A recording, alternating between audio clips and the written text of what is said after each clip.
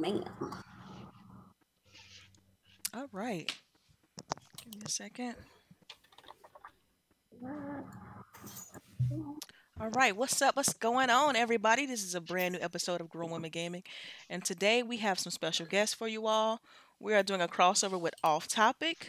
So just say hello, ladies. Hey, what's up, everybody? Sorry, that was my phone. I forgot to turn it off. It's all good. So we're gonna go ahead and just jump into intros. Go ahead and introduce yourself, Coupon. Okay, I am Coupon. I finally get to say it all across the whole board. I'm just a black girl who loves to play games, and that's all there is to it. Basically, On my Twitch, on my Mixer, and on YouTube, which is all under the name of Coupon. You can find me there, and if you want to get in touch with me, you can hit me up on Twitter at Coupon as well. All right, go ahead. Let's start with Nia. all right. What's up, everybody? It's your girl Nia, the video game her. Same thing with Coupon. I am the video game her all across the board. YouTube, Twitch, Mixer, Twitter. I think I'm also the video game her on Facebook as well, but I'm on Twitter a lot more than I am on Facebook. So if you want to hit me up or put me on game to some gaming topics or anything like that, then the best place to hit me up is on Twitter, because that's where I am the most as far as social media is concerned. I like to play all kinds of games. I don't discriminate. Yeah, like I guess I'm the same as all these other ladies. I'm just a lady who likes to play games, and it's pretty much the beginning and the end of that story. All right, then, and we're gonna go ahead and jump into the usual members here. Of course, you got me, DELILAH_HD, and go ahead, lady, introduce yourself. Hey, good morning, everyone. In this lovely, foggy Saturday morning, this is me, Lady Infamous 415, Grown Women Gaming. I just want to say we are honored to have these ladies in our podcast this morning, and I love my lovely panel as always. Let's get to these topics. Welcome. Yep, Boogie. Good morning, everyone. I hope everyone having a blessed Saturday morning, and I'm so happy we have some new guests. And Delilah got Delilah got this beautiful overlay up and running, and it looks great. Girl, it looks beautiful. Kudos to Thank you. Delilah. Yeah. It is nice. Oh, and y'all already know I'm LBOOGIE0208 everywhere. Make it easy for you. Yes. And last but definitely not least, my girl CHAREECE. What's going on? What's up, everybody? Nice to be back since I missed last week. I hope everybody's having a lovely Saturday afternoon. That's just ready to get into these topics and get to know our new friends that we just met this week. Right. Homework assignment. Yep. I know, right? Shout out to Lady for that. But definitely, just like I briefly mentioned, Off Topic is something that I stumbled upon. Lady, she kind of pointed out to me too as well. But we've kind of discussed with you guys in the Sister in Gaming thread quite a bit. But I did not know that you guys were actually doing your own show, stuff like that. So I want to get some insight to like what is Off Topic and what inspired you guys to run your own show and do your own podcast. Coupon, you want to take that or? You can go ahead. Yeah. Hold on. I mean, it's really Coupon's creation, really, because we used to do a podcast about 3 years ago called Set It Off. And I know you guys are familiar with Soldiers That Game, Miss K. So it was me, Coupon, Soldiers That Game, aka Miss K. It was our homegirl, Meek Gaming, and then it was our other homegirl, iPod One Reviewer, aka Lynn. And it was a show that Coupon created because she felt like, especially Black women in gaming, she really wanted to have more Black female faces in the internet space and have a platform for Black women to come together and give their opinions on gaming topics, but at the same time also ground our podcast to where we're gamers, but we're also people, we're also women. There's things that go on in the world that we might want to talk about that isn't necessarily related to gaming. So like things that happen, social issues that's happening, things that's happening in politics and stuff like that, and even stuff like even more laid back things like TV shows and comic books and stuff like that. Because me and Coupon, we kind of like a variety of nerdy things. Like she likes anime, I like comics, I like video games. So it's just an array of different topics. So we stopped doing that podcast some time ago. No hard feelings or anything like that. Just life got busy. Yeah. So hashtag off topic is basically a spin-off show of Set It Off. And it's basically like the same format, but it's a lot more laid back because it's just me and Coupon. We haven't gotten to the point where we had guests yet because we really just started getting off topic up and running again. So yeah, so that's pretty much the gist of it. We talk about all things from gaming to social to politics to comics to TV to anything that is relative to me and Coupon for the week. So that's pretty much the gist of hashtag off topic. Oh, nice. Okay. So I'm just gonna take it back a little bit. So what got you all into gaming? Is it something that you kind of grew up with, or like early Nintendo, or like what era did you jump into it? So or not, it's my father's fault, and not to blame that's playing video games today. But so I was like probably a 7. You know, it was a sad time because we just lost my mother recently. Sorry. So everybody was really sad. My brother was constantly acting out. My dad was just working hard and not at home all the time. And I just was, 7-year-old little girl, lost her mom. It's whatever. So it's like, I'm just like not there. So my dad came home one day with a Nintendo Entertainment System. I ain't never heard of a video game. Didn't know nothing about that. It never crossed my mind. And he sat that down one day on Christmas Day. He was like, let's play some video games. And I'm like, what is the video game? So he hooks it up. Obviously, we're having an issue trying to hook it up. It was just funny watching everybody trying to, express how you set it up and everything, because we all swear we know what we were doing. So we finally get it set up. And Super Mario Brothers was the very first game that I played. And we died to the first Koopa like everybody. Right. And we ended up playing the Duck Hunt that came with the Super Mario Brothers. And obviously got pissed off at the dog because that's just his job. He's supposed to laugh at you the whole time. Definitely. I know that little dog, man. I swear. So from then on, it was just constantly my dad going to the store picking up games. I never really had to ask him for certain games. He would just pick up games. We would play them together. He would come home after I do my homework or something, and it just became a normal thing. And I think I really fell in love with gaming during the Sega Genesis era. When my dad came home, was just yeah. So that was 16-bit, 32-bit. Yes. When I was really getting deep into it, because that's when I really love video gaming. Because beat 'em ups, I think beat 'em ups is what really put my laser focus on what is gaming, what do I, and stuff like that. So definitely been since I was 7 years old. Wow. Yes. Okay. So you went from Nintendo Sega route, right? And then you kind of transitioned from there. All right. So, any other systems you guys jumped into, like PlayStation, 64 era, things like that? A little bit, and then grabbed Atari. Oh, wow! So you went back. Backwards a little. I think my dad wasn't paying attention, bought it, during that time, and I'm just like, what is this? But yeah, Nintendo. Then went to Sega Genesis. Went to missed out on the Super Nintendo, obviously, but I had a friend who had one, so I didn't miss too much.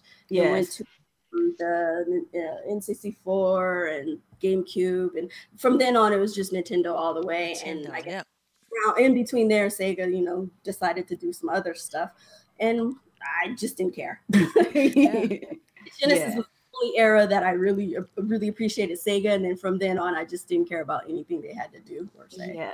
All right. So now that we got a little bit of history.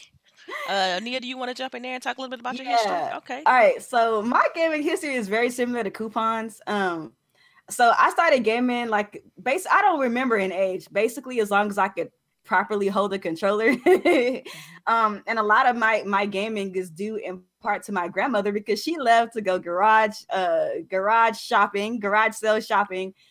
And I was never up to date because we ain't have money like that. We wasn't ballers. We was poor. So I was always late to the game whenever it came that a game. So whatever I got was like a generation behind or something like that. Yeah. So when I actually first started gaming, like the first time I ever remember gaming was on the original Nintendo. The game that I remember playing was Duck Hunt, of course. I think everybody who had an NES had Duck Hunt. And of course, the very first Super Mario Brothers. Super Mario Brothers 3. I didn't play Super Mario Brothers 2, which was the weird one, until I was a little bit older and I had access to emulators and stuff like that. So that was pretty much my early gaming. When I really, really, really became a gamer, I was around the age of about 7 or 8 years old. And that's during the SNES and Sega Genesis era. Yeah. So I was heavy on stuff like Legend of Zelda, A Link to the Past.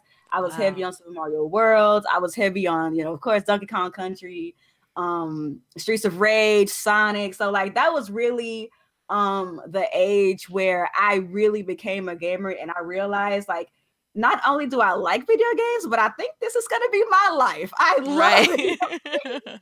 So from that point, of course, I jumped over, of course, to the Nintendo 64 and enjoyed what that had to offer. Of course, Star Fox and the like. I never had a PS1, but I had cousins who had a PS1. So that was my experience with a PS1. So I had the Nintendo 64. My cousins had a PS1. I had a PlayStation 2. I did not have a GameCube until I was in college. And it was like a couple of months before the Wii came out. So I had the Wii. I had the PS3. I didn't have the Xbox 360, but my mother's boyfriend had an Xbox 360. So like, even though I didn't own the consoles, I knew somebody who had a console. So I had experience still with all of the different consoles and stuff like that. Of course, these days, I'm sorry. I was gonna say, so let me be clear. So your favorite platform is what? Nintendo? So my favorite platform currently, I'm mostly Nintendo and PC these days. Okay. But as far as favorite consoles of all time, for me, PlayStation 2. PlayStation 2 and SNES are like neck and neck for me. Oh, yeah. Like I would definitely agree with that. It's only because the PlayStation 2 was where it was just, and I still have mine. I just showed everybody. That's the only console I still have from back in the day. But I don't have any in mine except for my 64. That's the only one I still have now. Of all time for me? No, that's the only console, like the only retro console that I have in my possession. I don't know what. I think my brother messed up my PS2 and my PS3, so I don't have them no more. He sold our Super Nintendo, and I was so mad because he sold it for $25. I'm like, you know how much money you could have made, bro. Anyway, all right. Okay. So look, we can talk about history all day. So I'm gonna bring it to like current times, right? Okay. So, what are you guys? I'm gonna ask the whole panel this question too, by the way. So y'all be ready. But what are you guys playing right now? Okay. I'm a teacher, so I'm not playing a whole lot. Like right now, what's in your Switch? What's in your console? What's on your PC? Like, what you playing right now? Well, as far as PC, the Banner Saga, that was the last thing that I was playing on the PC, as well as Monster Hunter World. I think that's pretty much it for the PC. On the Switch, I actually just recently bought this indie game called The Way Remastered, and I recently bought this one game called Yonder Crowd Chronicles or something like that. But I don't really have a lot of time to game these days, so you know how that go, teacher life. What about you, Coupon? I just finished Tomb Raider. It's you can find me. The newest one, Shadow Tomb Raider. Oh, yep. Ooh. Nice. Yeah, the Shadow Tomb Raider. The new one. Yeah, the new one. Just finished that one. I'm finishing up Spider-Man. Probably gonna stream the rest of that today. So that's the one right now that I'm currently playing. And as far as my Switch is concerned, I have kind of put it down for a little while. Just kind of been on the PlayStation, obviously.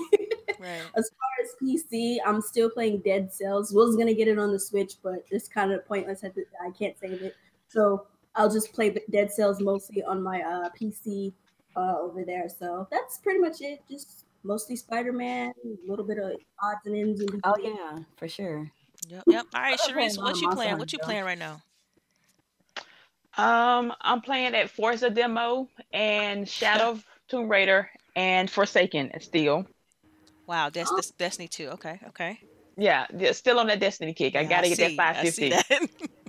I see that. All right, what about you, Boogie? What you playing? You already know what I'm playing. Destiny. You already know what I'm playing. I don't even have to tell you what I'm playing. Y'all know what I'm playing. Playing Destiny all day, every day. Anytime I have any type of time to play anything, it will be Destiny. So I can get to that 550. She's her soul to the cause. And have all the glory. I am at 515. I'm at 515.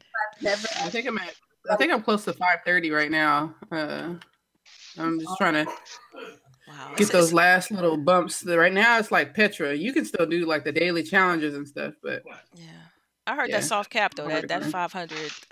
Once you get like 515, that soft cap ain't no joke. Like it's hard to. It's hard. It's The hard. soft cap is like 525, but it shouldn't be hard for you, Charisse. I'll talk to you after. Yeah.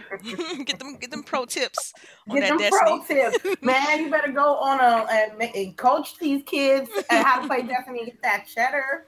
Yeah. Okay, so if you want to know, if you're at like 500 to 525, you need to work on the daily challenges, the regular challenges first. Leave Petra.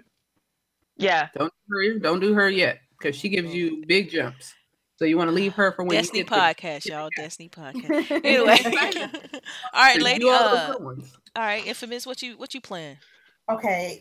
Okay, y'all gonna I last thing I played before I even got on and fired up the computer was Destiny, because I was trying to get my level up too. So but also I've been playing. Yeah, but where you at though? I'm 403. So I still got my way up. Wow. Well, I was hoping I did not hear anything that low. I'm 5,500. I haven't moved from 500. So. Hey, I was doing the damn thing, but I had to stop. But it be like that. Also, I've been playing Rainbow Six Siege. I've been enjoying it. Rainbow Six is freaking awesome. Yeah. Yes, it is. Oh yeah. And speaking of first-person shooters, right now in the background, if you were looking at the stream, we are looking at. This is Blackout from Black Ops, right? Is that right? Yeah. Okay. I know. Ladies, I've been watching it. I think this is lady gameplay. Girl was good. Yeah, man. That game looked gorgeous, man. It's smoother. I ain't gonna front. It's smoother than PUBG's, but how are you able to play good in this and not PUBG?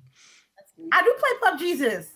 No, I said, how are you able to play good in this and not in PUBG? Oh well, shit, because it's Call of Duty. Yeah, that's her game. It's Call of Duty. It's Call of Duty. God. I know.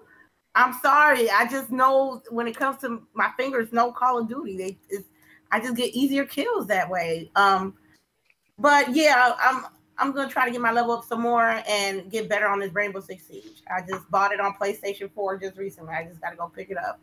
And that's it. That's all I've been playing. All right.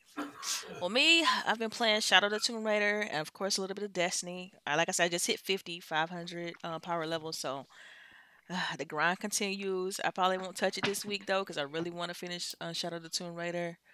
So coupon, no spoilers. I'm just saying, like, yeah, we haven't been it yet, but definitely looking forward to it. So I'm pretty sure you all caught up with some of the news for this week in regards to gaming, and so I'm just gonna ask you a couple of these. How do you all feel about that newly announced PlayStation Classic?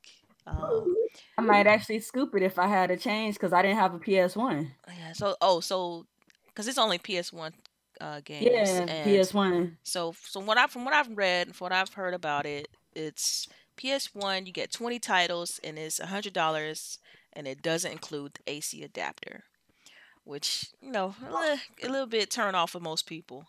But Nintendo normally does with the whole AC adapter not being included. For real though, they really copy Nintendo on that one. Like you ain't got to copy them to that degree of freight. Yeah, they could at least put that in there for $100. Now, Nintendo's Classic was what, like 50, 60, something like that? The NES Classic was 60.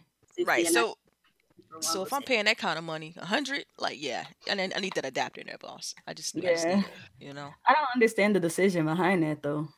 Yeah. They're going to sell the adapter probably separately. Like, can you just use, like, a normal adapter, like, that you would use for, like, a regular PlayStation? Or you have to have, like, literally one that kind of replicates proprietary. Like the old school joint. I don't know. That's a question I really could answer. But separately, if that's the case. Yeah. As far as the excitement levels for me, I'm not really interested. The price is too high, and I'm a broke gamer right now. Yeah. And the selection isn't looking too word.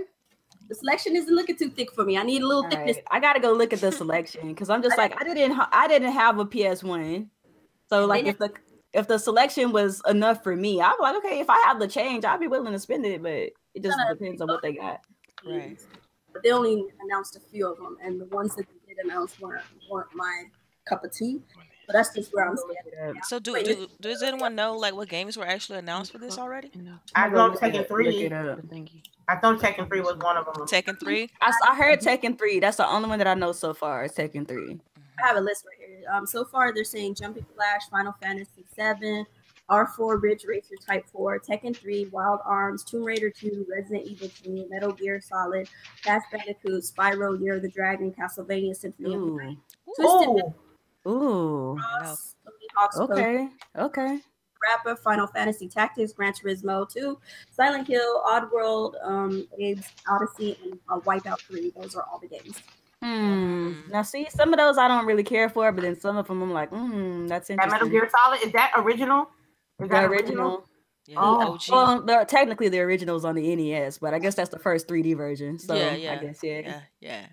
She know her gaming history. That's what I'm talking about. I mean, I wasn't trying to be that person. I got you. No, because that's cool. Because then it lets I learn. I learn. You know what I mean? That's how I won't know if I don't learn. You feel me? Yeah, that's cool though. That's tight. Sections, just like I said, I don't think most of these I'm not interested in. So it leaves me with a small selection. I feel that. I think. Sorry, I didn't mean to cut you off. Go ahead. I have a special heart in a special place in my heart for Tekken on the PS1 because I played it, like one of my cousins had it, and like that was the first time that I ever just looked at, because like before, it was like Mortal Kombat and Street Fighter, stuff like that, but that was the first time that I ever saw like a fighter and was like, bro, like this is like I thought those cutscenes were so serious. I was like, yo, this is deep. Nobody cares. Yeah. Nah. All right, so you guys, I'm definitely not gonna pick this up, just to be real. What about you, Boogie? Is it something you gonna cop? No. Straight up. I don't know why they keep doing this. Yeah. Like, I don't know. Like, I'm cool with backwards compatibility on the X. I don't have to buy anything extra. Yeah. Like, it's there or whatever, but I mean, like, if I want the original consoles, I'm gonna go buy the original. Try to hunt down the original console because they are still out there. It's probably not gonna work, but I'm not going to play it anyway. It would be there just for decoration. Yeah. Right. You know how I am about playing games that are like just a few years old. I don't like doing that. So I definitely ain't that the truth? The only old games I like going to do is like pinball for whatever reason. Like, I love playing pinball. If I go to an old retro arcade, I'll play pinball, Frogger, and stuff like that. But I don't know. It's not like one of my dudes in the not that chat. serious. I didn't hear. All right, so I don't know if I asked Lady, but Lady, are you gonna pick this up? Man, look. I ain't no hater. I think it's a nice piece of equipment, but there's like two reasons. You know what I mean? That I'm not gonna pick this up. One. It doesn't have an AC adapter. How much that cost? Like, that's what I want to know too. That's what I want to know too. $30 on top of the $100 that you gotta pay. Yeah. I'm a broke gamer too, so I have a list of things that I need to buy to upgrade my gaming situation. Yes, but you can power it via USB though. Like USB, you just use the USB. Man, I need a chair. Talking about it, the more you're making me want to rethink my decision. No, but I'm just coming from my perspective. No, that's straight up though, because like I need another monitor, right? I need to upgrade my Xbox. You know what I mean? I need a gaming chair. You know what I mean? Those are things that I need. I don't need a PS Mini.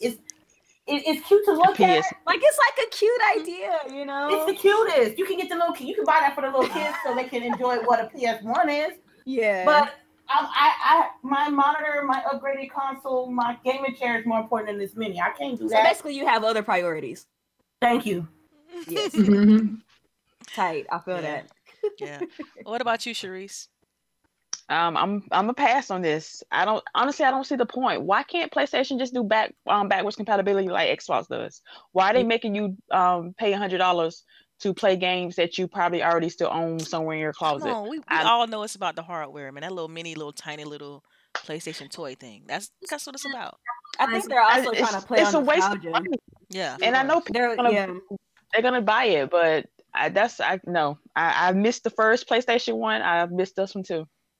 Wow. No shame. All All right, cool. First time, why now? Yep.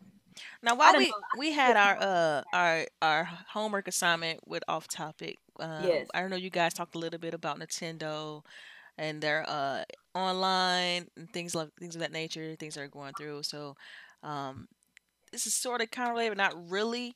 How do you guys feel about the loot boxes and all of that nature? Because Australia is now trying to equate loot boxes with gambling. And it is. Right, like for It kids and stuff absolutely like that. is. And me and Coupon actually talked about this on the last off topic as well, about how Finland is sticking it to these companies about like, yo, like this is gambling and you can't sell these in you can't sell these here. Belgium is doing it, and Finland just jumped. Wow. But So I did have like an excerpt from that. They did a extensive research, Australia, and they found that it plays on the psychological aspects of gambling tendencies in young children, obviously, and impressionable adults and stuff. And they're just like they basically are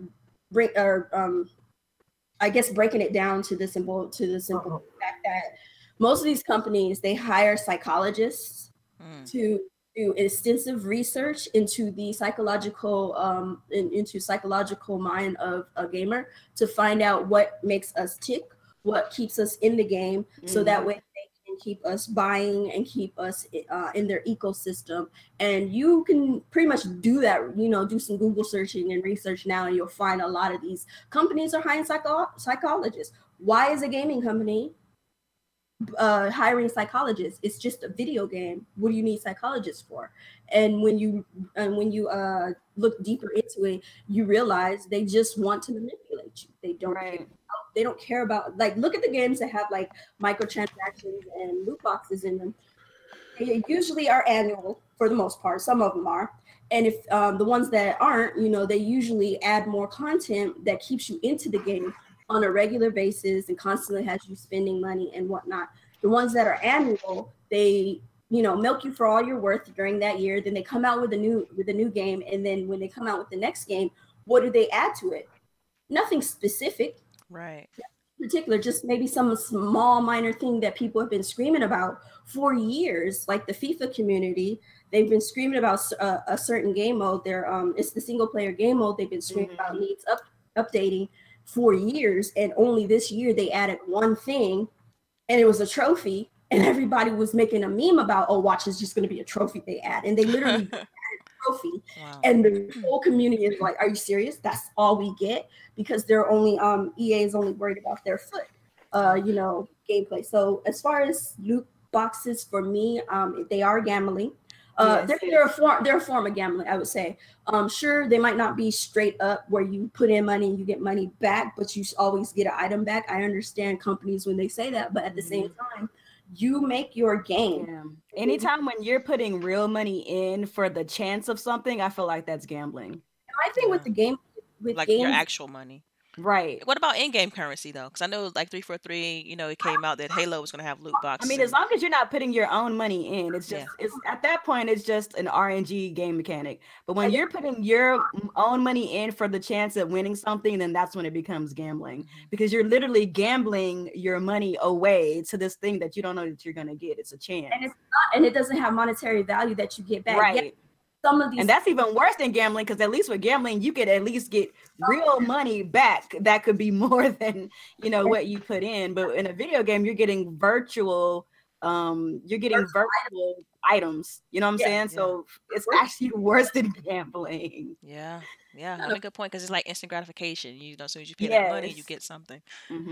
Right. And so just like how Coupon was saying too, like they hire psychologists to come up with the sounds. Like there are some psychologically gratifying sounds, like Coupon was saying, that people like tune into, and it makes them want to keep putting more in. Kind of like the slot machine, the cha-ching. Like a slot machine. Yes, exactly. Okay, I get it. Yes, absolutely. Yeah. So do you think, I'm just gonna, Boogies, do you think that them by Australia equating it to gambling, and 343 changing their stance on it, all this, do you think that's going to shake up the industry to kind of follow suit? I think it's going to take a little while because anything with change in business, it doesn't happen right away. Right. But I do think that they're going to, it's going to like, I don't think it's going to spread like wildfire, but it will catch on because I don't know if you guys remember, I think it was about last year this time that Hawaii was saying the same thing. Right. Mm-hmm. Yeah. So I think people, especially with the younger generation, like my daughter, you find that they are like wrapped up into these loot crates and like buying, the anticipation of like opening something up and seeing what you get. I mean, because it's like a present, right? Like, so they're already like conditioned to like stuff like that. So I don't know. It could be, just like with smoking, they're just gonna be gamblers. It's an addiction, just like anything else. Yeah. Yeah, that could be a problem especially for young kids. I mean, it's like, because I know that they're like, that's all they talk about. That's all they talk about. You don't want it to get to a point where they disregarding finances because of they want to open up the next thing or they want to get the next item or you don't want them to be conditioned to like, oh, I gotta pay for this or I have to make this purchase in order to get a certain thing. Right. They already build gaming being mental illness of some sort. Or right. Like, okay, that on top of the gambling, psychological warfare and all that stuff. Like, come on. Yeah, it could be a problem. I'm not gonna say that gaming is a mental illness because obviously, first of all, that's a very broad thing to say. You can't. But it can become an addiction.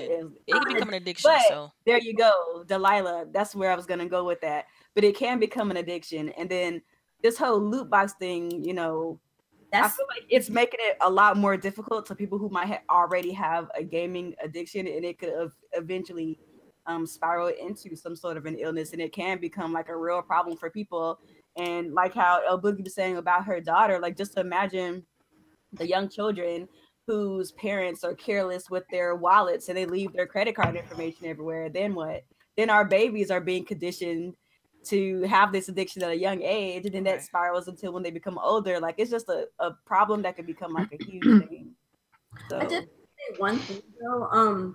The one thing that is that these companies are making it seem like they have to put them in there when the thing that people need to realize is companies make the games and they make them as grindy and as impossible as humanly possible. Right. Yeah. Purchases. So don't sit up. So just be mindful that these games are made by these companies, and they're going to make them so that they're going to make them in a way to get you to purchase these transactions. And so if you find yourself constantly having to grind on just grind, and you don't seem like you're getting anything, remember that's them doing that. They can make the game. They can make the game progress smooth as well. But by design, they make the game progress horrible. Case in point, Shadow of the Mordor. Yeah, they took the boxes out and they had to recalibrate the whole game to in lieu of that. Yes. So that's crazy. That's the crazy part because you don't really think about how much that stuff affects a game until you hear stories like that where you literally built a game around this system, and when you take them out, you literally have to recalibrate the game to put it back into balance. That's wild. All right, Chareece, what you think about this? Oh, sorry. It's okay. It's okay. I'm trying to get through everybody. Yeah. What you think about this, Chareece? If you're there, I don't think she's there. I'm here. In a way, it is gambling, but I think to a certain extent, people aren't taking responsibilities for their own actions. Yes, that's in there. True. But like my daughter, she plays games too, but I don't give her my credit card information. She plays Fortnite, which I hate. I'm not finna buy that. Just you can't win it, you ain't getting it. That's just all it is to it. Yeah. So you think it's more on the parents to enforce? To a certain extent, it is. I'm not even gonna lie. I know a lot of parents who will sit their children down in front of a TV, in front of a game, in front of a tablet, and walk away for hours on end. And just like, okay, just here, bye. Just leave me alone. Go away. I don't care. They don't know what their child is doing. Like I have spent plenty of Saturdays with parents who have done this, and that's on them. You can't complain because your child has spent $400 worth of stuff because you weren't paying attention to them. Right.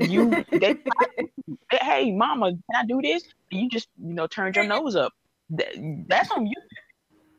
True. So But to a certain extent, developers and companies do know this, and so they've made it extremely easy to buy stuff in these games. Hell, I even check my own stuff. Before I purchase anything, even on my tablet, I have to put my own password in, and then I get another code in, just so I can have that delay in thinking about that purchase. Exactly. Like, do I really need this? Two-factor authentication on purchasing anything. Thank you. Like, do exactly. we have to take some kind of responsibility on ourselves and stop expecting video game developers to do it for us. It's, I don't know. Absolutely. It should be something to at least protect us a little bit more, because right now, like, with how it is, just they can do whatever they want, and there's nobody to stop them. So if we have a little bit of regulation, just to kind of, just like let parents know these games have possible gambling, whatever's like in just something on the box that like says a warning. Yeah. And you know what? I'm fine with that part. Hey, especially Overwatch. My daughter plays Overwatch too, and she's like, "Mama, can I get this loot box?" I'm like, "Okay, did you win the currency for it in game?" She's like, "Yeah, okay, you can get it, but I'm not going to spend the money for it." Yeah. What did you think? Game and win. What do you think about all this, lady? Can you guys hear me? Yes. Yes. Okay. Look, I know. I learned from personal experience, that gambling within itself is a problem. So having it trickle down to video games is nothing. It's business. If you can find a sucker that will spend like $5, $10, $15, $20 on some digital BS, on some digital bullshit, you go get that hustle, but you're not gonna hustle me at all. Exactly. Don't get me wrong. I'm not saying that I never used it, but I know what I'm using it for. If I'm playing a poker game and I'm running out of chips, yes, I'm gonna spend money on poker chips versus a chance of winning, say, a skin, like a Mercy skin. It's a Mercy skin, the Halloween Mercy skin that I want so bad. But I'm not paying like $100 for like 30 loot boxes just to get a chance at the Mercy skin. You understand what I'm coming from? As an adult, you know what, with my personal case. I know what to spend and not to spend on. They're not going to play me like that. But you have people that are not that are more vulnerable. They're not that savvy. Okay, they're not that savvy. They're gonna go pay for that, and it's making extra coin for the companies. But these countries, if you get a lot of people that's not happy with a certain product, especially with parents are concerned, because I'm thinking that I strongly believe that the laws are going to affect certain countries, is because the parents are rallying up saying, "Hey, my kid is taking advantage of me, hitting the cards up, hitting my credit card information," because it's so easy. If you're not like locked with your own bank information on your phone or your tablet or your computer, your kids can get it easily. There was a store I ordered. I did it too when I was a kid. I ordered some like a movie on pay-per-view, and all you had to do was call the number and press 1, and you got the movie. Right. So I'm just saying, make it easy for them. Yeah, just don't be a sucker, and don't let your kids all up in your bank information. That's it. I don't know if information gets messed up, so it's their backside. Right, exactly. I hear stories about parents are hot. Kids done racked up $500, $1,000 credit card bill on some Fortnite games. I thank God I don't have any kids, because I could not imagine my son or daughter saying, "Mom, not me." Bless my heart, man. I would be furious. I think I'm just so tired of the RNG version of it. Like, can I just get what I want? Because most of the time it's just one thing, and you want me to sit up here and roll the dice for 15,000 hours for $15,000. Just let me get what I want. Let me get what I want with in-game currency by grinding for a little bit, not grinding for 2 years, because this isn't a job for me. Let me grind for a little bit. Give me a challenge. I make my money, my in-game money. I go and purchase the item I want without worrying about RNG, and we're done. You still make money. I'm still in the game. Like, what is your problem? But we got to do it this way. Right. All right. I feel like we've beaten this topic up a good bit. So I'm gonna go ahead and move on to the Red Dead Online. You guys know that it was announced this week that they're gonna be releasing the multiplayer mode in November. Right. Now, me, as you guys know from if you've listened to the podcast in the before, you'll know that I'm not a huge Red Dead fan, but I'm definitely looking forward to this one based off trailers that I've seen and everything like that. So my question to the panel is, will you be checking out the Red Dead Online mode, or are you going to strictly stick with the campaign? I think I'm really more interested in the campaign, to be honest. Same here. Because like I like cowboys and stuff.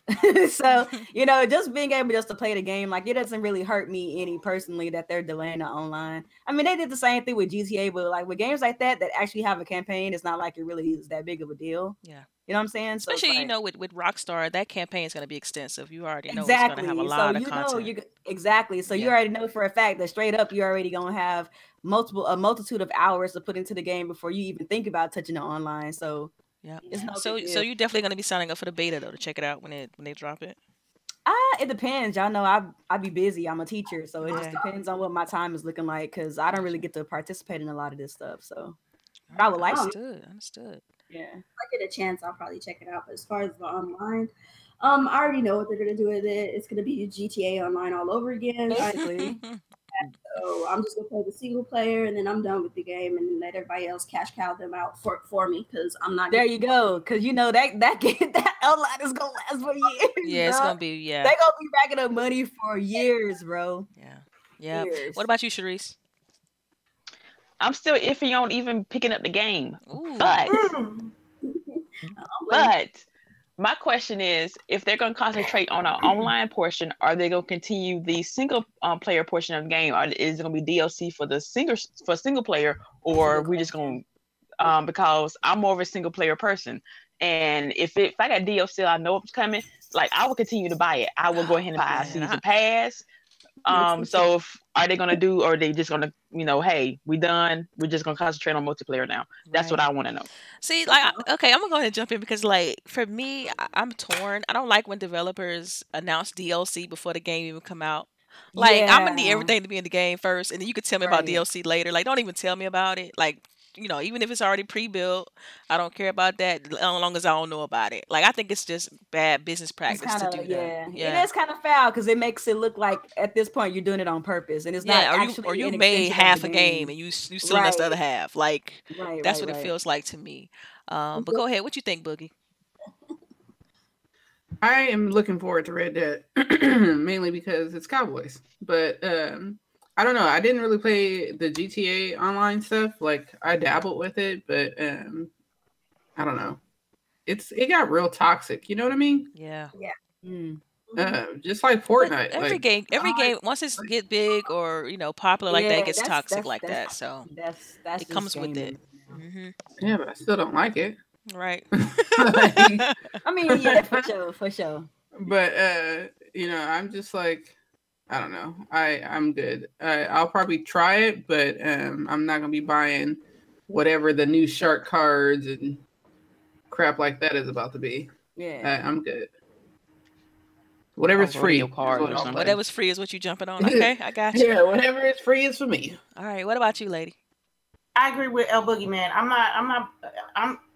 If it's free, I'm messing with it. If I gotta grind for it, I gotta grind for it. Yeah. I'm telling you. When I play, I'm a big fan of Rockstar. I done played GTA, the single player and the online mode. I got everything online. I got the yacht. I ain't got the yacht, but I got the warehouses. I got the nightclubs. I got everything. I want it to be just like that, but in Western form. Yeah. And I'm very excited to see what they do with it. Don't get it twisted. Now, the first thing I enjoyed from the original Red Dead Redemption, the first one off the 360, is the story. I want to see how this prequel comes about. The story got me hooked first before the multiplayer. in the beginning. Now, since with the newer technology and how Grand Theft Auto 5 online is, I just can't wait. I already got it pre-ordered, so let's go. I already got it pre-ordered. You ready? I'm ready. Go. I'm ready. I got my lasso. I got my cowboy hat, my boots, I got my saddle. I got my horse. It's named Midnight. I know. Oh no. Yeah, I'm with Lady. Like I just really want to experience being a cowboy. I don't really care about the online portion at this point. I just want to. Yeah, man, and then the single player, the story, the campaign and stuff, it looked good. Like that trailer did it for me because I wasn't even like. It looks like it's gonna be extensive. So I don't. Up to this point, I could be wrong. You know, they could be showing bullshots, but at this point, I don't really feel like they're cheaping out or lessening the campaign just so that they can come back and sell you the online later. So I feel a little confident with it. So. I'll say this, at least with GTA, despite the online, they did have a robust online. So that's why I feel like Rockstar is going to deliver for this one. They don't really give me the impression that they're not going all out and trying their best for the campaign just so that they can get all that money on the online. I think they're going to put a good portion of that money into Red Dead so they can return. Exactly. So that's why they're probably pushing back online. They're probably finishing single player polishing and stuff like that. Because dandy, but I think they'll. So I feel like Rockstar is one of the few companies who actually does their best to try to like balance both. Like they'll give you a good campaign, and they might be getting all your money on the online, but they're gonna at least make sure that campaign is legit. So, and I think that's what a long time on their games. Yeah, I think the best games have done that. Like if you look at the way Halo has been successful with its multiplayer and single player, same thing with Gears and its multiplayer and single player. It's like if you can, afford to do both great, then by all means. And that's why I think that Red Dead's gonna do well with this. Right. But I think it's gonna be tough for the industry in regards to just be able to compete with that, because either it's like now it's been trying to do this whole time. Right. GTA to this day is still in the top 10 most selling which games. Is ridiculous. And that game came out in 2000 and when did it come out? 2005 or some shit like that. Yeah, like it came out a long time ago. And it's still selling. Yeah. You can't compete. Yeah, it's crazy because you gotta look at things like Call of Duty. They're taking out their single player and then just having multiplayer, and then you have some games that focuses only on single player, like Shadow the Tomb Raider. So it's like if you can get both, if you can nail both like really well, then I think it changes the dynamic of the industry, because now people have to compensate for both parts of a game. And they're one of the few devs who can do both. Right. And Right, but at the same time, though, I'm kind of a little salty about all of that, because now it means that we're only going to get one game from them a year, or one game every 5 years. That's their plan. To be honest, I really think that's their plan, because look how much GTA 5 is still selling. Yeah. Then people are still more than the Bible. They still eating on that game. That game came out 5-6 years ago. And they still eating on that game. Yeah, they eating. I call that a nice come up. Yeah, for real. GTA 6, like, what GTA 6? Do you see this money? So y'all gotta stop giving them money, and they'll start working on GTA 6, and they can sit up there and get their money off of Red Dead Redemption for a little while. Yeah, but see, then you look at something like Nintendo. Their online infrastructure isn't all that, and we're gonna segue right into that. I'm ranting about that, right? So it's like. Nintendo, they focus a lot on single player because it's mostly because their online infrastructure isn't all that, but it's definitely getting better. No, it's not. Oh, it's not? Okay, so let's elaborate. It's definitely not. And I'm a Nintendo girl, so I can tell you it's not getting better. That's why you're here. That's exactly why you're here. So tell us, please. I can tell you. Please tell us what's going on with Nintendo. Generation. What is going on with Nintendo? We need to know. I'm gonna let Coupon go because I think she has the most interesting things to say. Where do you start? Me and Coupon, we're Nintendo girls, so we're gonna tell you the truth. This is my thing. It's like, okay, so Nintendo has done the stuff that people are asking them to do on their previous consoles. Xbox and PlayStation have done the stuff that people are asking them to do for their online. Hell, Xbox did it when they first came onto the freaking market, and exactly, just the bare minimum. You are paying $20 for nothing, and let me explain that. You're paying $20 for cloud save, for sporadic cloud saves. There you go. Sporadic cloud saves. Okay. $20 for a ROM system that got hacked within 24 hours. Bam. But you're also paying $20 to be protected from cheaters who just hacked your freaking online ROM system. There you go. Wait, so you're telling me that this online is not optional at all? It's not optional. No. Oh, okay. It's not optional. Wow. I mean, it's optional. You don't have to buy it, but if you want to play anything online, you basically have to buy it. Right. Okay. Right. But just because it's on the market and gamers, well, they said Fortnite, they still don't let you play without it. But yeah, gamers, hear me when I say this, because I mean this to all gamers, not just Nintendo gamers, not just PlayStation gamers, not just Xbox gamers, not just PC gamers. Just because it's on the market doesn't mean you have to buy it. Yeah. Just because it's on the market doesn't mean that you need it to enjoy your games. That's all I'm gonna say. So here's the other thing. So like, okay, so you have so like I said, sporadic cloud saves. Certain games don't have cloud saves. And the interesting thing about the cloud saves is it's mostly a lot of Nintendo's first party. It's boom. You can't cloud save with Animal Crossing that's coming out next year, or Luigi Mansion 3 that's coming out next year, or Splatoon that's already out right now and it's an online game. Or what is the other one that I forgot the other one that it was. So anything Nintendo that's published or created, you can't cloud save. No, there's games that Nintendo has published that you can use cloud saves with. It's just select games won't allow it. Okay. And their argument was because they didn't want people to duplicate things and all this other stuff. But my thing is, Xbox and PlayStation have already figured it out. Why didn't you call somebody? And I know you got their phone numbers. And Xbox and Nintendo are best friends right now. You couldn't hit up Microsoft and be like, yo, how you do this? Right. Get on the Azure cloud. You know what I mean? Shoot. Well, because Xbox would want to sell it to them, but they probably don't want to pay for it. But you're already using Xbox Live on the Nintendo system through Minecraft. You're already allowed to use Xbox Live, so Nintendo obviously doesn't have a problem with hooking up with Microsoft and allowing cross play between the two platforms. So why wouldn't you hit up Microsoft and be like, yo, Microsoft, you know we struggle. Help us, because they don't see it that way. They don't see it like that. And they see it as more money that they have to put into the system. Their whole business model, because I'm doing a paper on strategic management on them right now with the release of the Wii U, their whole business model is specifically to put out niche items and to put out the cheapest stuff they can to make the most profit. Yeah, so that's they're all all their model. They're not into spending more money to make it better. You know what I mean? Like that's always been they their would model. go into the whole their whole, like during the whole 360 PS3 generation, they made, I think they made the most money off of their hardware. Absolutely. Over like I think Xbox and PlayStation lost money. Yeah. Right. On the hardware. Nintendo has been the only company who has managed to still make money, even during the Wii U. Even though the Wii U sold abysmally, they still made profits on the Wii U, and that is their model. But I do have a counter to that.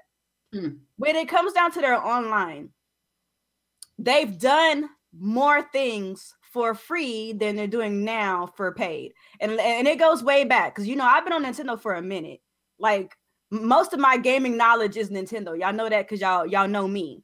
So on the Wii, for online features, you could message people on the Wii. A lot of people don't know this. You could message people on the Wii. They had Wii Speak, so you could chat with people. Like, it wasn't like an in-game chat. They still had a chat system on the Wii. You could use the internet browser on the Wii. You could use streaming services like Netflix on the Wii. There's like so many, like game gifting. They had game gifting on the Wii. A lot of people don't know that. On the Wii U. Wow. The Wii U had messaging. The Wii U had video chat. A lot of people don't know that. The Wii U had the best browser of that generation. The Wii U had the ability to add people. It wasn't like no dumb friend codes like they got now. The 3DS had in-game chat. The DS had in-game chat. You could message people on the DS through PictoChat, and same with the 3DS with SwapNote.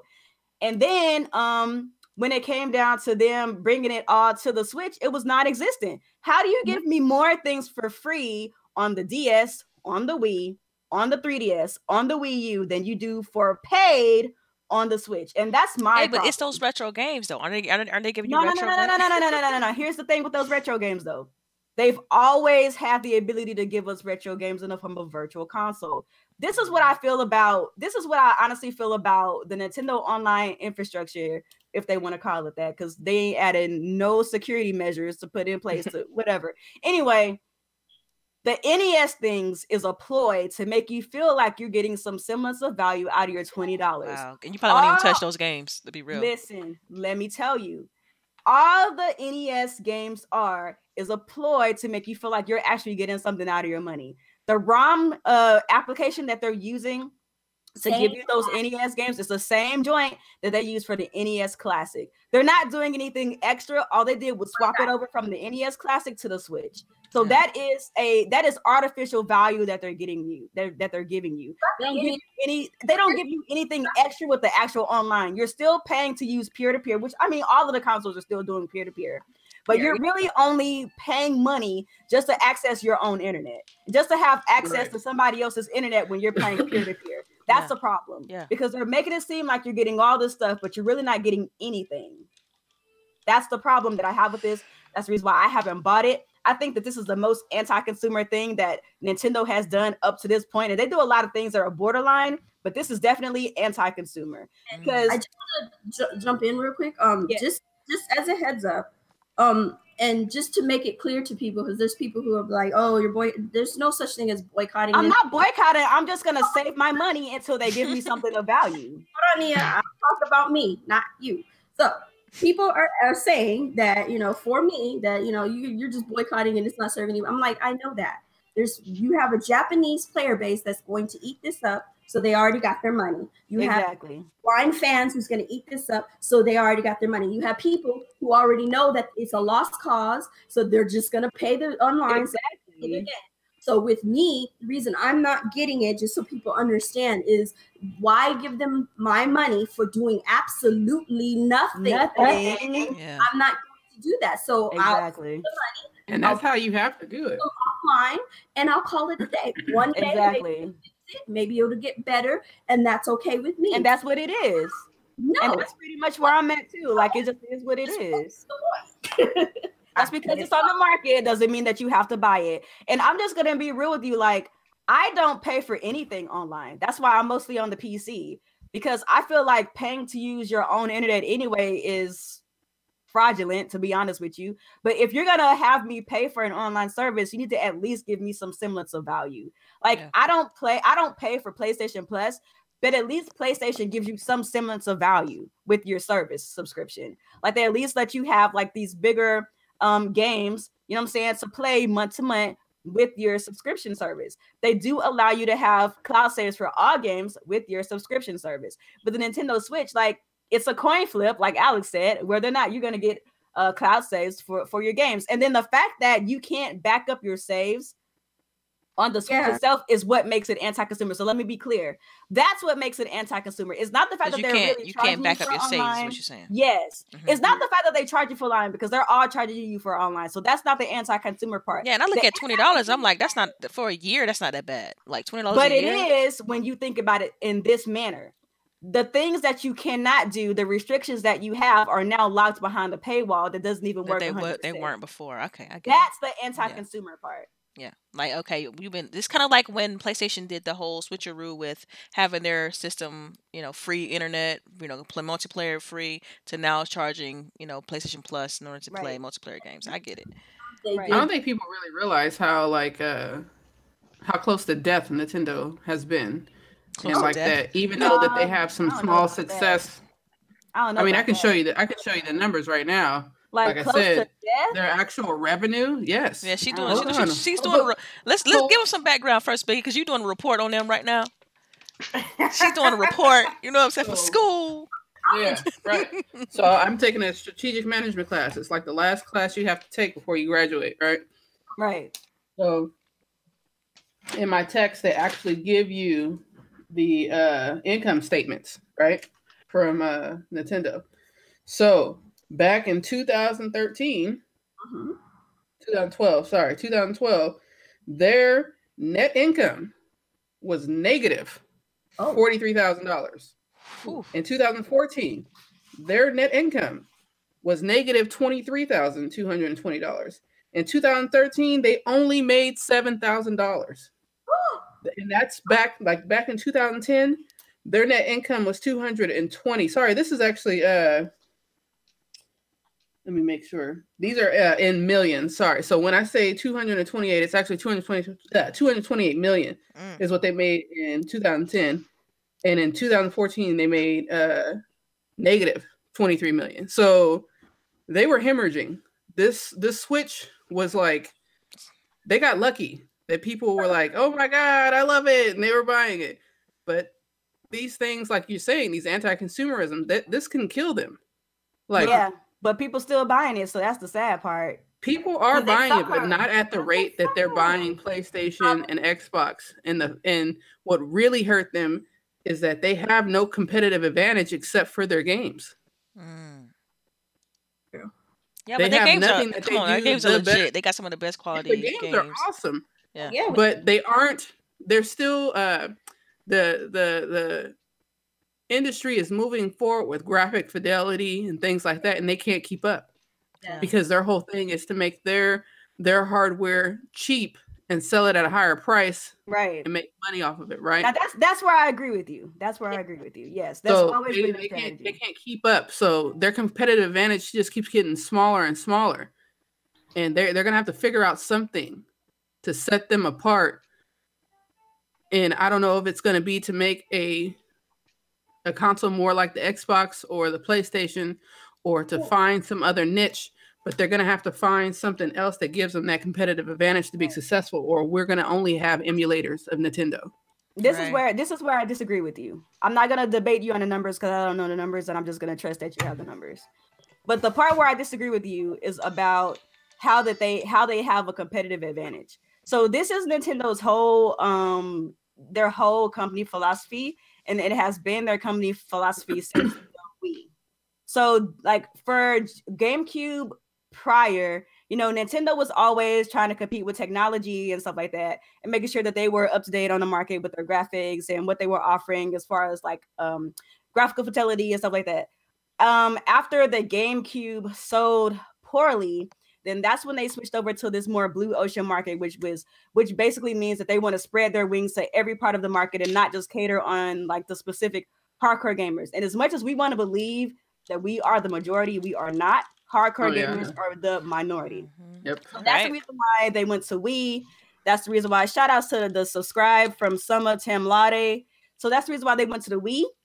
That's the reason why they went to the Wii U. That's the reason why they went to the Switch, because they now understand that because they are a video game company first, they're not a multimedia company like Sony. They're not a multi-billion-dollar conglomerate like Microsoft, who focuses on software and firmware and OSs. They are specifically a game company that came from toy roots and card roots, and they know where they're trying to fit in.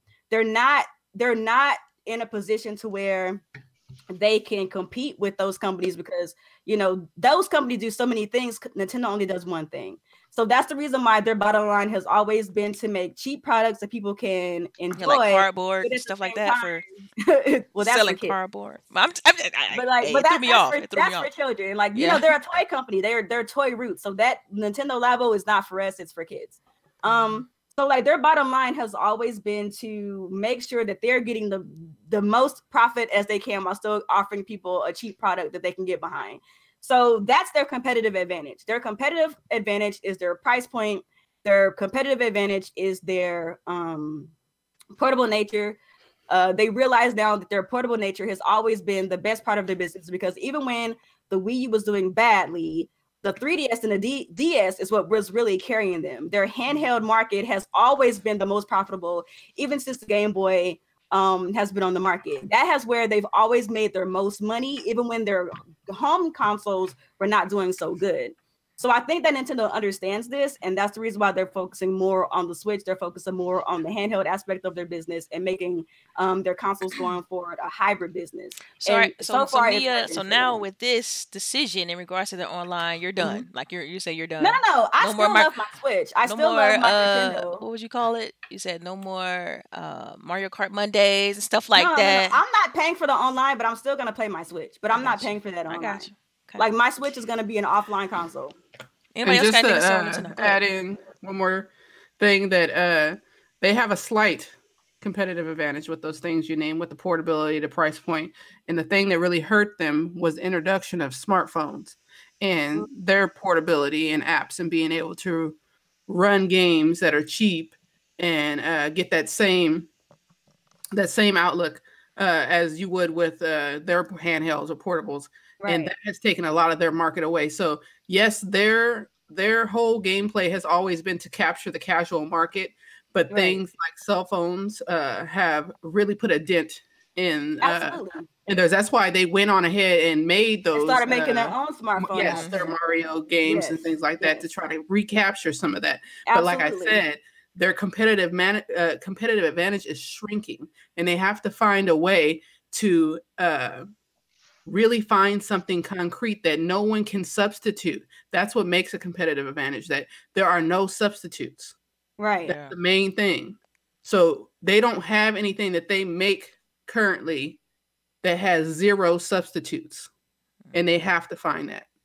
I don't know. I slightly disagree, but I feel where you're coming from. Yeah. All right, so we're gonna go ahead and segue into Take-Two's thoughts on crossplay. How do you guys feel about crossplay? Do you think it's something that, because right now I think the only person that's not really supporting crossplay is Sony. So I want to get your thoughts on all of this. So I guess I'll go ahead and start with you, lady. We haven't heard much from you, so go ahead. Crossplay is the future. I don't know why I always said this. I think they're just waiting to use crossplay on their next gen console. Yes, absolutely. Because that's the only thing that's really holding them back as far as making more money. As far as making, actually, that's the thing. Crossplay is actually not just helping bring different gamers together, but also adding revenue. And I don't know, I just personally in my mind, I'm like, somebody in Sony is like acting real silly about it. And I'm like, why are they not doing it? It's like Xbox and Nintendo is doing it. There's some games that are console and PC. Paladins, I think that was the game. That was crossplay. Yeah, it's crossplay with Xbox and the Switch. Okay. Yeah, they made a cross commercial kind of deal with. Yeah. So with me, the only thing that I can fathom why they haven't done it yet is because they're doing it on the next console.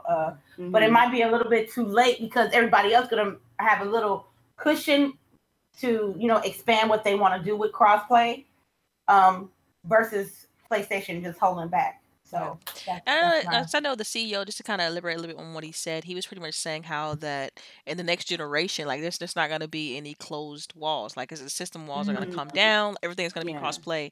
And so really we're only waiting on one big publisher, which is Sony. And they're saying that if Sony wants to continue to have that wall up, they're pretty much going to put the customers in a bind and push gamers to go to other platforms. Yeah. So just to kind of elaborate on what was said there, but go ahead, Nia. I like crossplay. Do I live and die by crossplay? No. Right. Do I think it's the next possible evolution in gaming? Yes. I think that whether gamers want to admit it or not, we've always wanted some sort of crossplay, whether it means that you could take your PlayStation game and put it on the Xbox, or you could take your Nintendo game and put it on the PlayStation. We've all, in some form or fashion, wanted to have some type of crossplay, whether we remember from when we were back, when we were kids or not. Not only that, but I think that the industry, like I know that me and Coupon, we talked about this on #OffTopic some weeks ago. We talked about how Bethesda have come out and talked about how they are really pushing for crossplay for Fallout 76 and how they were considering, even though I don't know if I really believe them, but how they were considering not even putting a game on any console who doesn't have crossplay. Obviously, we know who they're talking about, but I don't think that will ever happen because Sony's market leader. There's no way you're not going to put your games on their platform. Right. And I think that as an first of all, a third party run the market, period, Right. point blank. Third party is making the most money. They bring out the most games. They are the gaming market right now. And what third party wants is gonna happen. And at the end of the day, crossplay benefits these third parties bottom line, because one, they get more money because friends can play together more no matter what console they're on. And two, it keeps their game titles alive. Like, think about Fortnite. Like, Fortnite has crossplay. Even if you're on the PlayStation, you can play crossplay with PC. You can play it with mobile gamers. But think about the longevity of that game. The reason why that game is so big and the reason why that game has lasted so long is because people have the ability to play no matter where they are. They have the ability to take their V-Bucks and all that stuff with them. And it's beneficial for Epic Games because the community is growing and expanding for that reason alone. So crossplay, I feel like, is the reason why that game is really as big as it is. And I know that a lot of third parties see that. So Bethesda sees that, Take-Two sees that, and they want to start incorporating things like that in their games as well. So, yeah. All right. Anybody else want to answer this question or talk about crossplay and how you feel about it, things like that? What about you, CHAREECE? We haven't heard much from you. It's coming. Oh, it's coming. Sony's hating it, but it's coming. Yeah, absolutely. Like Lady said, I see it coming on our next generation, but they're going to be behind the curve on it. And everybody's like, oh, we already did this last generation, but it's coming. Yeah. You might as well just... and watch when they do it next year. Everybody's gonna like, oh my God, Sony is the saviors of crossplay. Right. Like, oh my God. That's going to be the headline too, right there. Yeah. I mean, like I'll it wasn't be happy important when until do Sony it, do but it. Yeah. you know what I mean. I'll be happy when it comes. I'm not gonna hate, but you know what's gonna happen. Yeah.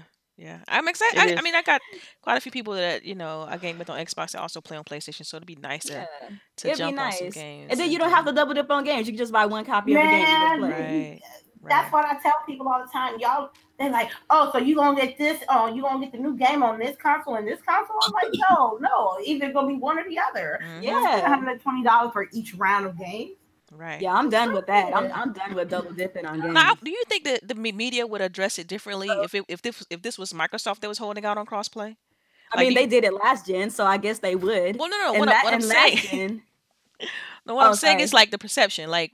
Because Sony is holding out on crossplay. But what if this was Microsoft holding out on crossplay? And Sony was doing it with Nintendo and everything was all hunky-dory. But then Microsoft, because, it just seems like that when Microsoft do something, it's like an extra spotlight put on it in a negative way. Yeah. So if Microsoft was like, oh, we're not doing crossplay, the media would, in my opinion, would respond a little bit differently than what they have with Sony.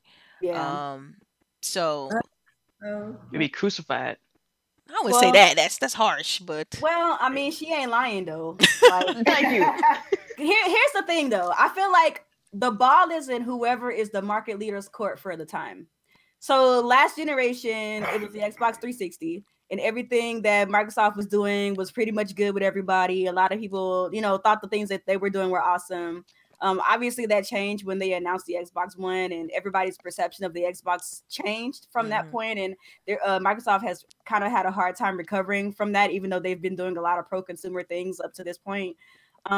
But even still, even with Microsoft's efforts, I do think that people still have that bad taste in their mouths from when they were announcing all the DRM stuff. Yeah, it's a trust issue at this point. Yeah. So people are distrustful of Microsoft exactly, and I think that the narrative would be different for that reason. Yeah. So. Yeah. Right. So, in the biggest news that came down the pike this week, anybody else want to answer this? Talk about crossplay real quick, or did I touch on anything? I want to talk about that other topic real quick. All right, it's coming. It's coming now. I'm about to talk about it right now. I'm about to mention it right now. Anyway, all right. So you guys, I mean, this is one of the biggest pieces of news that came out this week was the whole. I know it's rough, right? It's talked. Yeah. It's Telltale Game Studio is closing down. Yeah, it's crash and burn. And I kind of did a little bit of history, try to figure out why. Because for me, being a fan of the industry, like I try to figure out where did these companies go wrong, what happened, so on and so forth. And so what it comes down to is that Telltale got too big too fast. 360 employees, and most successful studios average around 50 to 120 people. So they had 320 employees, and their largest expense was salary. And that was kind of a play on their downfall. Now, my question is, were you guys a fan of Telltale? How do you think the industry is going to respond to this? And pretty much your whole overall thought on the situation. Can I say something? Can I say something? I'm gonna start with you then, since you're anxious. This is some bullshit. Okay, because I'm not now. It's a big bag when it comes to the collection. So I'm gonna say, so you were definitely a fan of Telltale, like this. You like the games, etc. Okay, even though what really didn't matter was your decisions. Everybody knew by the second Telltale game that your decisions didn't matter. But the Wolf Among Us, Among Us. I thought they were still working on that though. They were it's canceled. Oh, they canceled it? They canceled it. No Stranger Things, no Wolf Among Us, no Batman, no Clementine. We will not even know what happens to Clementine. Right. Yeah, they're not finishing her story either. Yeah, it's a wrap. It's a wrap. That's why me and CHAREECE had a bet on a big bag of potato chips. Yeah, we were betting on some chips just to see if, because we were that invested in her. Lee died for nothing, man. Thank you. Like oh my God, I can't. It's like they really. Can we at least get a book that tells what happens to her story?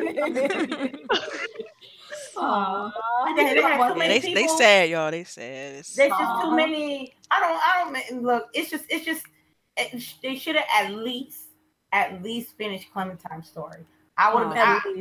I could read Fable and find out what happened to Bigby, but you won't know what happened to her. And y'all gonna do me like that? Yeah, man, that's some bullshit.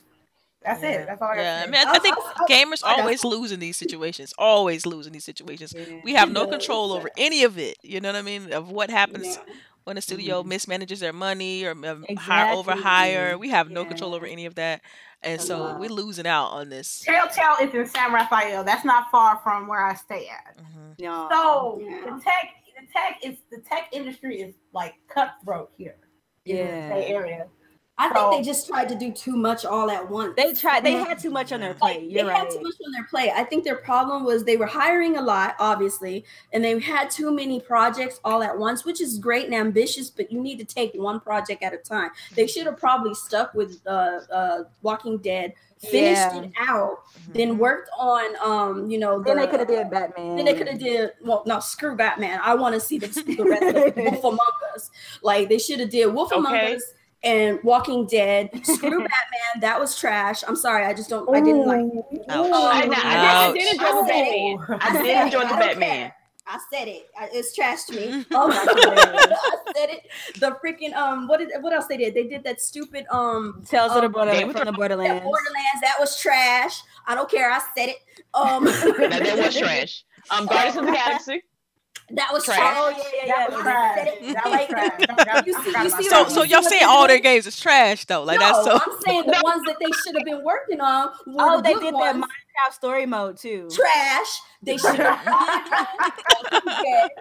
And Wolf Among Us, and they would have been gravy train all the way. But they want to hire more and try to work on all these other trash storylines that nobody cares about. I said it. You can be mad at me if you want. I said it. And unfortunately, and I do want to be serious for a quick second, it is very sad that a lot of people had to get laid off for it. You could see some of the tweets and they were just really in love with the company. They really enjoyed working there. And shout outs to all those guys out there. I hope they do find a good job. I hope they get back on their feet. And maybe later, somewhere down the road, maybe, I don't know, they can pick themselves back up and maybe we'll see something similar to what they did. But I'm going to say it again. All them other ones, other than Wolf Among Us and Walking Dead, was trash.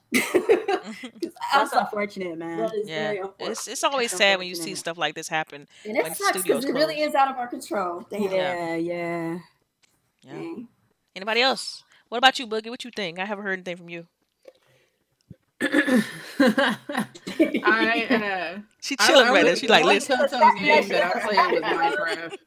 The only Telltale game I really played was Minecraft and The Walking Dead, and I planned to go back to finish the story for The Walking Dead, and I was gonna buy all the other ones, but then this happened, so it's like now there's no point. So I don't know, like all the other games, I know you guys love The Wolf Among Us, but I never played that. It wasn't interesting to me. And just like she said, for the most part, most of the games did not interest me at all. Yeah, yeah, that was the problem. A lot of those games, like I looked into them and I was just like, ugh, come on. Yeah, for me, like I mean, I made it very known. You guys already know was never a big fan of Telltale. Period. Like their games put me to sleep. I told the story last night on GRG that like. I mean, I was in the achievement challenge a couple months ago, and you know, in an effort to get 22,000 a month. You know what I mean? But and you fell asleep. And right, yeah. So like I'm sitting there pressing the A button the whole time, watching a movie, and I was able to get like 700 gamer score points from just sitting there pressing the A button the whole time because the choices didn't matter. Only time I would have to pay attention was when I had to do like the little quick time events. So for me, it was just I couldn't get invested into something like that, and so I always felt like the games were mediocre. I was never a huge fan of it, and so it's cool to hear like Lady and CHAREECE talk about, the stories was awesome and they need to finish the stories. I'm like, cool, that's great. But for me, it's like, man, I'm glad that they can. You respect that. You respect that.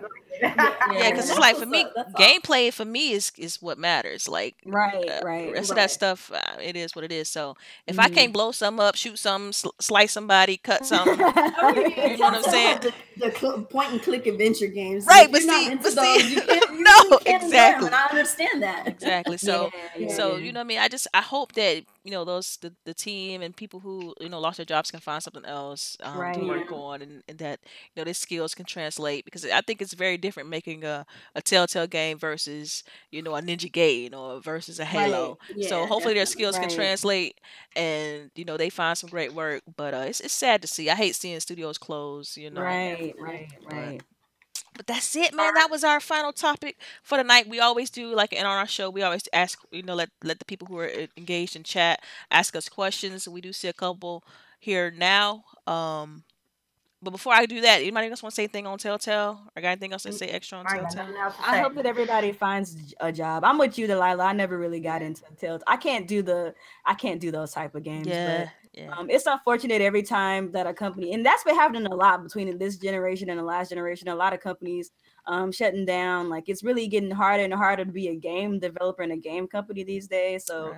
Shout out to those guys, I think for that, just to kind of speak on that, it's like manage yourselves properly. Like, don't get too big. Don't think you're too big to fail. Like, that's one thing. I mean, because it was popping for them at one point. Like, it was humble yourself more. But can we say shout outs to THQ Nordic though for literally bringing back THQ? Oh my god, that is the biggest comeback in history. Yes, bro. And they buying all kind of IPs. Yes, so shout outs to THQ Nordic. Yes, shout out to Nordic, man. They own one. They in they bag right now. They said we coming back. You ain't got us down. So when they drop some games, I'm definitely supporting them. When they drop the games, I am supporting them 100. Yes, absolutely. Because that's I thought I was a huge fan of THQ back in the day. Like back in the day, I heard that they were gone. I was like, like people like THQ, Acclaim, Midway, like all those companies made my childhood. So I was hurt when I heard about that. So I'm glad they came back in full force. Yes. Yeah, because they even got that what is it? Kingdoms of Amalur IP. Yes. So that game was so fire. Oh man, so I'm glad. They just re-release it and like put some polish on that bad boy. They say they can't do it because EA still owes some money or something. Has a contract, so EA won't let them. Fucking EA, right? Of course. Oh my god! Villains of the gaming industry. Jesus, y'all just stop already. Yeah, I mean, I don't want EA to go away, but come on, man, they need to ease up on this. I just need new management in EA. It will be gravy. I need management that ain't worried about microtransactions and gambling and stuff, and who can manage better instead of worried about their shareholders, because we're not their customers. It's the shareholders. Yes, it seemed like. That's what it seemed like. All right, so according to the chat, I'm looking through. Thanks everyone for rocking out with us. We do got a couple of questions. Lady, I know Infamous usually go through and find the questions for us. What you got for us, Lady? Okay, I got one question that caught my eye. Rain G4, if you ladies was in a game, what type would you be? Who dog is that? I'm villain all day. I'm gonna make the hero do a gang of shit just to defeat me. I'll be a villain in the game. You'll be a villain? Wow. All right, I go next. I want to be a hero, man. I want to save some lives. I know, right? Like, and I want to have the power where I can like fly. You know what I mean? and super speed. So like a combination. If Batman and Flash had a baby, that'd be me. I'm just saying. I'd probably be in between anti-hero or anti-villain. People would be dying. You destructive, huh? I'm very destructive. You don't get your stuff together, you're gonna be probably dead around me because I don't have time for the BS. I need to get to where I need to go. If I'm supposed to be an anti-hero, I got places to be. And if you're in my party and you messing up, especially if we're in a zombie apocalypse, all of you are dead. If I think you got spat on, you're dead. If I thought you got scratched, you're dead. If you say something cross-eyed, you're dead. I just ain't got time. So I would probably savage. I would just probably be an anti-hero-ish, anti-villain-ish person in a action adventure or maybe a zombie apocalypse type deal. Something with a lot of explosions and where I could shoot you instantaneously when you get on when you need to be checked because I ain't got time. Wow, yeah. Wow, okay. All right, Boogie. What you got on this? So funny. What would you be? Hero or villain? No. My chat's talking mess to me. Oh, okay. Where'd she go? I don't know where she went, but it's all good. Who has an answer? I don't know who has an answer. CHAREECE, go ahead. Answer. CHAREECE, answer. I'm gonna be a bad guy. I'm gonna be a villain. I want to be the head of bad guy. Say that. Yes. All right. So just for some insight, this is some insight real quick. Me and CHAREECE go way back. I knew she was gonna be the villain. Like, well, go ahead. I'm sorry. Like if I was the good guy, I would slowly probably become the villain by the end of the game. So I'd rather just go ahead and start. Maybe in the sequel, I can be straight off and just be the villain.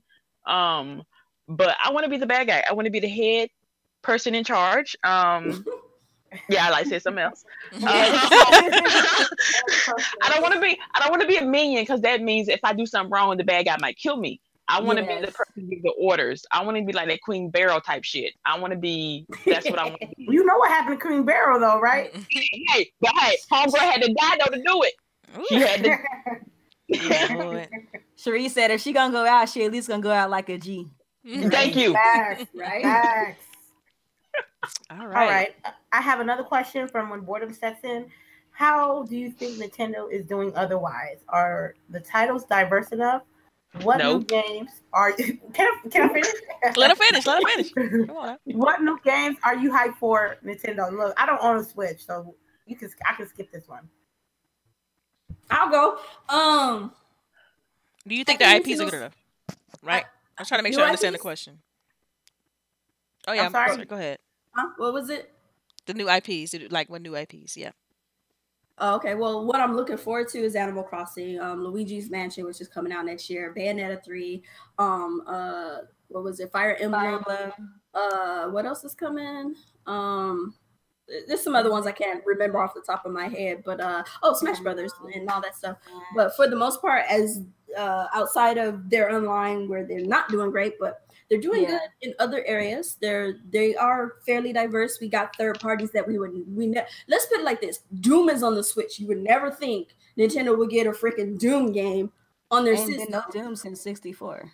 Like for a while now. So I'll give them credit where credit's due. They're getting games that we normally wouldn't see on any of their consoles that just left their consoles for decades and we haven't seen since. So we're getting Final Fantasy, that whole Final Fantasy bundle. Final Fantasy hasn't been on Nintendo for a long time. Since the Super Nintendo. Yeah. Wow. So it's well, if you count the spin-offs on handheld, then well, I'm talking about mainland Final Fantasy. Like spin-offs don't count.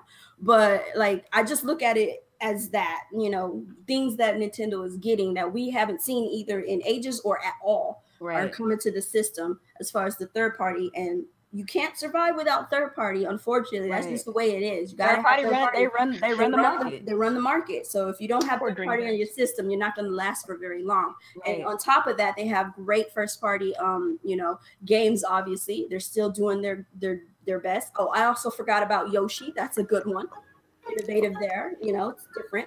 So yeah, I think they're doing good in other areas. Obviously, they need some online. Yeah, obviously they need work on the online, but everything else, I think they're doing decent, and I think they could do more. Yeah, I think they could do more. Yeah, I think all companies can always do more. So, but for the most part, I'm satisfied with what they are doing so far. Right. I don't have any complaints because They've definitely done worse. If you had a Wii U, you definitely know that they could do a lot worse. So as far as the diversity of franchises, I think that they're doing the best with what they have, but I think they obviously could do more. Because like right now, I feel like the genres that they're really lacking in right now, they're lacking in shooters, which is really popular right now. Like really, as far as shooters are concerned, is Splatoon. They don't really have anything else that they're offering. I don't really consider Metroid a shooter, which is maybe not coming out next year, maybe 2020. I would consider Metroid more of an action adventure game. But as far as action adventure, Zelda, Mario, Metroid, Pokemon, which is more, I guess, is between RPG and stuff like that.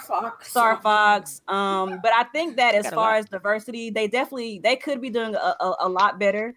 They really could go back in the vault and do some more with what they have. But as far as diversity, like they've got a lot of RPGs come in. They got action adventure. They got Smash Brothers. I don't know. I don't know if I consider it a fighter, but it's a party fighter. People like that. Yeah. But as far as the games, like as far as like the output of which they're bringing out games, I think they're doing pretty good. Hopefully they have some more to show next year. The only thing that I'm really unhappy with right now with Nintendo is the online, because I think that they can do better. They just choose not to do better, and then they're charging you for it. Yeah, you still salty about that one. I can tell. Listen, I'm not paying it. Period. Until they show me they can improve. Yeah. All right. Well, lady, any other questions we had on there? I'm looking. I see the one where they asked about the new IPs, because we know they got a good diverse lineup. Yeah. But like they asked about like should they come with new IPs? Like what games would you like to see? They have ARMS, which is I guess is their attempt at a fighter. It was give or take. They got Town coming out. They got some stuff that's been made by like second party, like Daemon X Machina come in, but as far as like Nintendo, I think that they should be doing a lot more with bringing new IPs. I mean, technically, Splatoon is a new IP, but that's how you feel about mature titles on Nintendo though, like outside of like the Doom and. I think they should. I think they should make some for their own. Like they have stuff that they could do. Like they haven't done anything with Eternal Darkness since the GameCube days. They haven't done anything with guys. You know what I'm saying? Like they really should be bringing stuff like that. So as far as Nintendo. Is like they're as far as Nintendo with like mature titles, they're more subtle with maturity in their games as opposed to just having a mature game. It's cool, great, wonderful, but can you just give me a mature game and stop beating around the bush? You can do it. Like, because like there's a lot of really dark things in some of their games. Like there's some dark things in like Earthbound, for example. But see, like, I can't buy into that with the graphics all cartoony and stuff like that. Like, that's what I'm saying. And that's what I'm saying. They need to just flat out do something, just do it. Like we get the subtlety. Most of us who grew up with Nintendo, we see the subtlety. We know that you can be mature, that you have some very dark stories, but can you put dark stories in an actual mature dark story title? Like put it out there on display. Let people know this is what Nintendo as far as mature is concerned, and you don't have to do it in the cutesy format or whatever. You can do realistic, and they have IPs that they could use to do it. It's just a matter of doing it. Like if they wanted to go that route with Metro, for example, they could do it, but it's like, are they going to do it? All right, so is Boogie back? Is Boogie back? Let us want to say if she back. Yeah, I'm back. Okay. I have one more question from Reggie Ford. Do you ladies think Sony doesn't want cross platforms because their online is not reliable as Xbox Live? I don't think that's it. Can I jump in on that, since I kind of missed out on that on the topic? So Sony doesn't want crossplay because they are the market share. They're like the head of the market leader. They're the head of the crowd, and they know that they have a lot of people on their system, and they want to keep their system curated. They want to keep people on their system, and they already came out and said it. Which I understand. They already came out and said it. But I understand. Well, yeah, definitely. So my thing is with cross play is like right now they're in the lead. They have no reason to conform and all that stuff. But what they messed up, my thing is they messed up because they should be jumping on this now before the next generation come through, so they can already be on that wavelength. Because next gen, while I don't care too much about crossplay, it's neither here nor there. I'm not against it. So if they do it, great, more power to me. I like cross progression more. I like to be able to take my game to another another system or whatever, if I have the game on another system, and be able to take my progress with me. That's just more my thing. If you're not going to do crossplay, do cross progression at the very least. Right. But I prefer all of it, so I don't have to constantly buy games over and over and over again, and I can take my progression with me as well. But my thing is, I just feel like Sony is missing the boat. And next gen, if they don't jump on board, they're gonna get left to the wayside, because I'm sorry, that's just where we're going. Next gen is going to kick off a lot of cross progression, cross play talks, and a lot of games that are going to do that. And what I think third parties could do to force people's hand is literally, we're not putting our game on your system if you do not do crossplay, and just move on from there. Because you have PC who is like the biggest portion of the gaming community, and then you have, you know, all the other consoles and stuff. I mean, Nintendo and Microsoft are already on board. PC's on board. You have mobile now on board, and Sony doesn't want to jump on board. Then so what? Screw them. Right. So Boogie, I want to make sure I get the questions to you that was asked in the chat. So hero or villain, and a little bit of why. A hero or villain? Yeah. I'd like to say hero. Okay, what type of hero would you? Are we talking about superpowers? Like, the question was like, if you was in a game, would you be a hero or a villain, and what kind of we each elaborated on like what we could kind of be or do or kind of thing.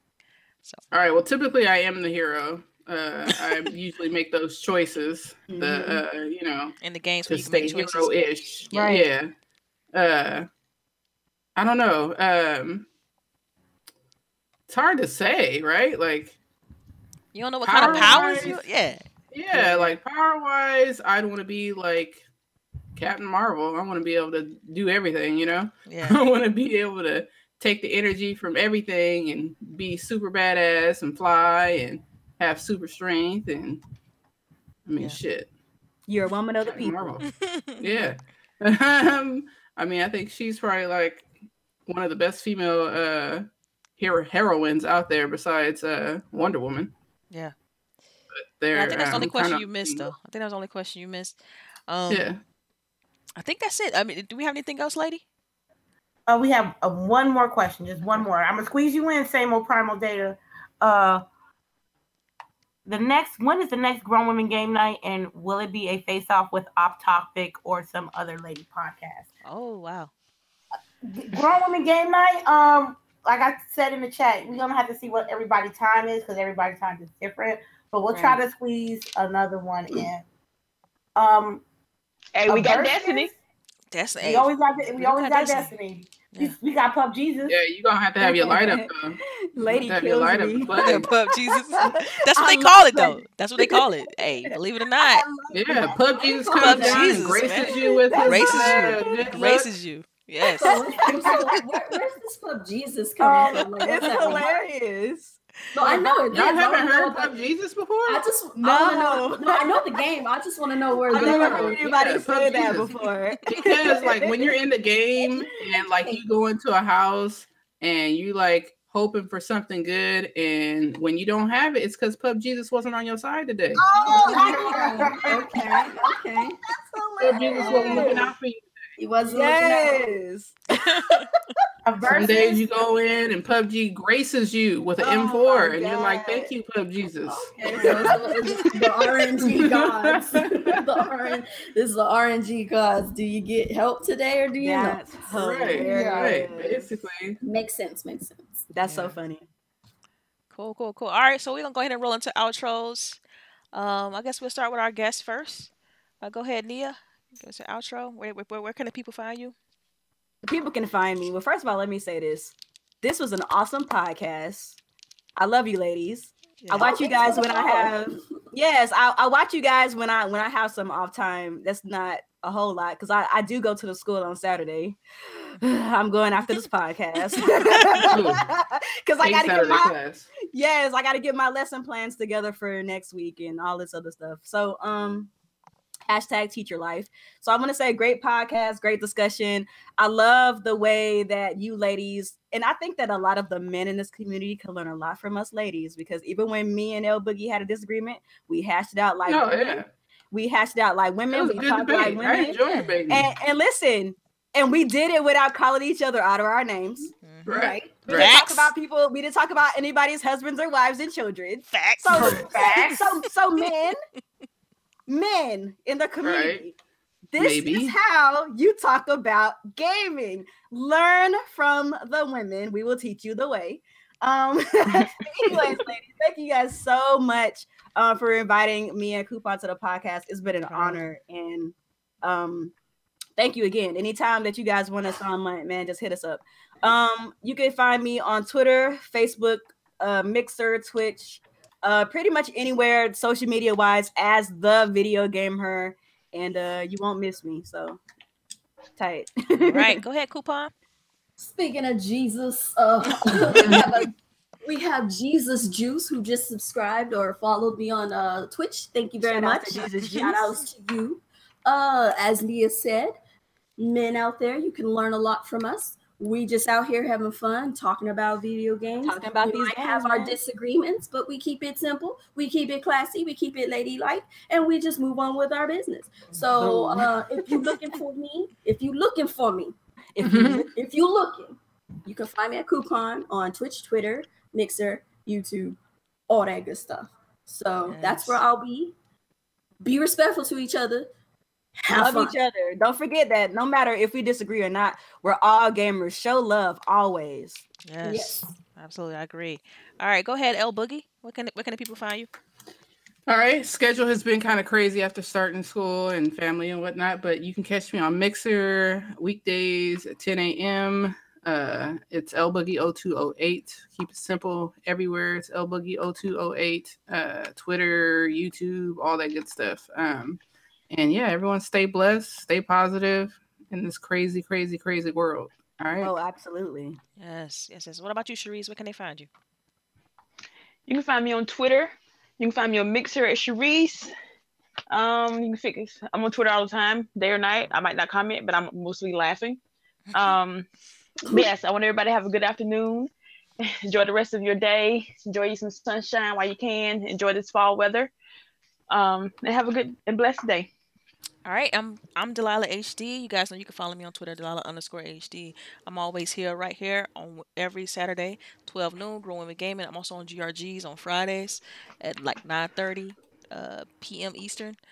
So yeah, check me out there, and we do appreciate everybody for coming out and joining the chat and everything. Thank you for sure. us. Yes. And go ahead, Lady Infamous, close us out. All right, y'all. I want to thank our lovely guests. You guys are freaking amazing. I want to thank you. Thank you for having us. Intelligent panel always coming through. You guys are amazing. Thank you. I want to give beautiful women. Shout out to the chat. No hate mail, no troll, no super troll, no trolling, no toxic shit. Thank you for being who you are. I think we're gonna do a giveaway next week. Yes. Baby.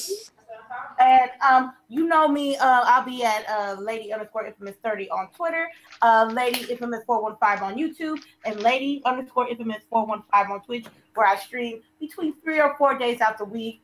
And thank you so much for coming by and supporting us. And you guys have a wonderful and blessed weekend. All right. Goodbye, everybody. Peace out. Bye. Bye.